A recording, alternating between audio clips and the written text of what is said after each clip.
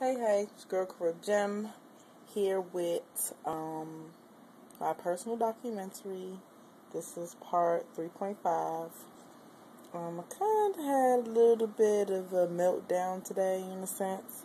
I had a lot of things on my mind. Some of the topics or my thoughts were lack of a father figure, financial worries, um, I really have anxiety about having a baby girl in today's society. I really, really do. And I just realized today, it's not that I don't want a girl, because I've been telling a lot of people around me that I don't want a little girl, I'd rather a boy. You know, some of it does have to do with the female's attitude. I just don't want to do it. I just don't. But I've come to realize my anxiety more so comes for my own self, having lack of a father figure. So in turn, it's like I really don't want the same for my child. So that's something that's kind of scary for me. I didn't realize it until today. Actually, me and my sister, Virgin Red, were talking about Father's Day. It's something that we never celebrated. Our dad was never around. So I don't really think about it. I do have my own two boys, and I don't really think about it. But, just a bit, I gotta adjust it.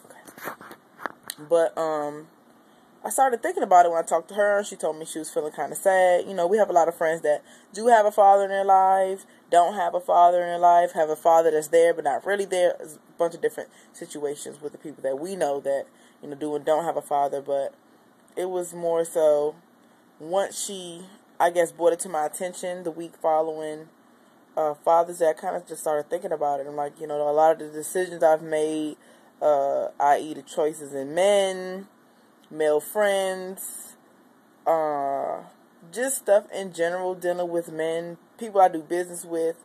I mean, all of that kind of goes back to that one thing. And unless you think about something really deeply, you wouldn't realize it. You know what I'm saying? And I'm just starting to realize, wow, you know what I'm saying? All of these issues, or some, not all of it, but some of the issues that I have do stem from lack of a father figure.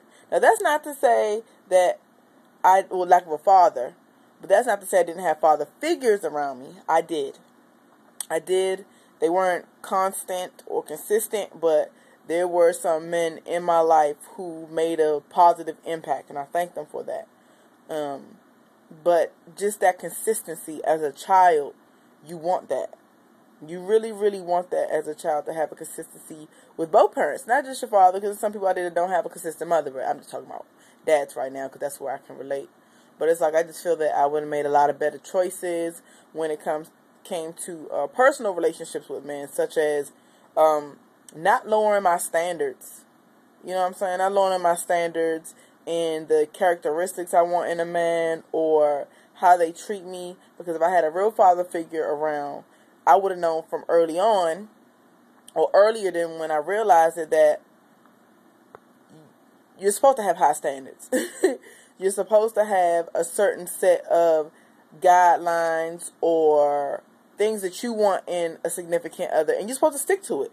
It's not supposed to waver. You're not supposed to lower them because of pressure, or because you feel that you might not find anybody better, or just a simple fact of because you like this person and you dig this person, so you'll make it a little bit easier for them to deal with you, or for the situation to go smoother or more smoothly if you just, you know, lower some things or take some things out. Fuck that. Yes, I have a potty mouth. I know you guys haven't really seen that yet, but I do. Trust me. As this documentary goes on, you'll see how raw I can get, especially when I get into my feelings, and this is a touchy subject for me, but fuck that.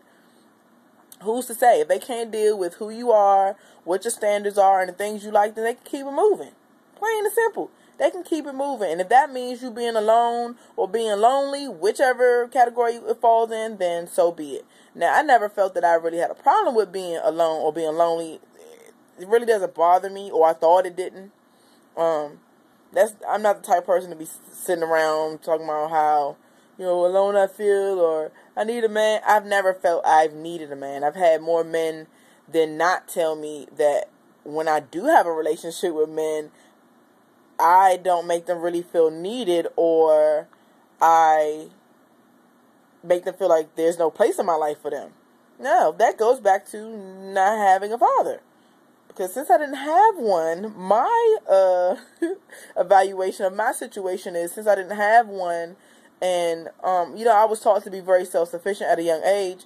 Now that it's projected to me, making men feel like I don't need them, because I feel like I don't need anybody but my family, which is my mother, my sister, my immediate family, my aunts, stuff like that, and my kids.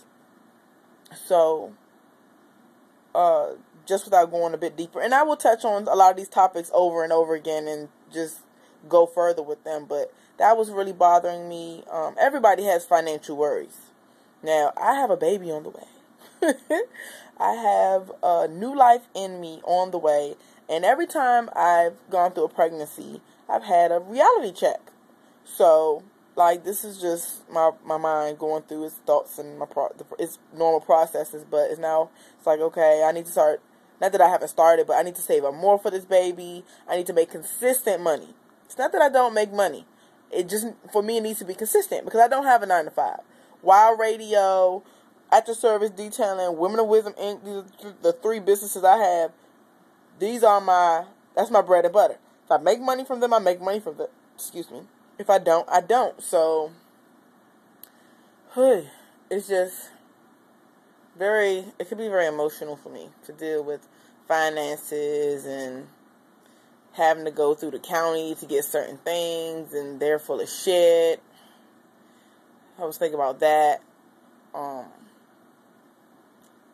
And amongst other things. So that's just some of the stuff that was going through my mind. Like I said, I will dive deeper into a lot of these topics, but I kind of have to ease myself into talking about it. Because even though I give great advice to other people and I push them to be open, sometimes it's hard for me to do. So this is a process. It may seem easy for me in the beginning, but I know as I go and I get more passionate and I'm talking about more, it's going to be emotional.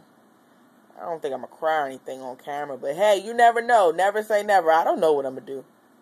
But I just had to get that out. That felt good to actually say that on video and know that you guys are going to watch it and hear your comments, your support, your feedback, how you guys can relate to it, those who can. So it's really like relaxing. This is the first time I've been able to kind of exhale today. Wow. And I wanted to do my vlog earlier, but I was like, no, I'm going to do some work, and I'm going to do that, and do this, and do that. I do it before I go to bed. I'll probably go to bed soon. But it just feels really good. And the little life inside of me was scratching me from the inside. I feel like that joint got nails. Lord have mercy. It does. So I had to lay down for a bit. I was in pain. Kind of hurt. Not badly. And it wasn't consistent pain. Like, ongoing. It was like on and off, on and off. Maybe that little one was hungry. Maybe it needed some water, because I didn't drink a lot of water today. But I think I'm good now. I rested. But I just had to stop in and tell you guys how I feel, how I felt earlier. And I just feel better now. I feel better talking to you guys. I really do. It's like you guys are watching me live, but you're not really watching me live. I don't know. But this is therapy for me. It's very therapeutic. So I appreciate those who are constantly and consistently tuning in. Those of you guys who are newly tuning in. My name is Caribgem. This is Caribgem Speaks. It's my personal documentary to self-discovery. This is the 3.5 edition. And if you guys notice, I always do 0.5 because 5 is my favorite number. So instead of just doing part 1, part 2, part 3, or normal Roman numeral 1, 2, and 3, my personal spin to it that brands myself is to add the number 5. So that's why this one is 3.5, and before this was 2.5, 1.5. So you guys get it. So again, this girl Caribgem. I'm going to get back to doing my work. But I'm glad I got to vent. And thank you guys for taking the time to listen to me and my craziness. Oh, and feel free that when you see these posts on YouTube, you can send me back a video response. I think that would be fun. I think it would be awesome. Feel free to comment on my this YouTube with any feedback. Constructive criticism is always welcome. Feel free to follow me on Twitter at the Caribgem, TheCaribgem. Of course, check out my blog, caribgemspeaks.wowuradio.net. And if you search Caribgem Speaks on Facebook, I have a group, so you have to send a request, and I'll look at who you are and most likely approve you. But I'm out for real. I just wanted to plug real quick because I haven't plugged anything really. So I hope you guys are having a great night, and hope you have a good AM. And I love you guys. Peace.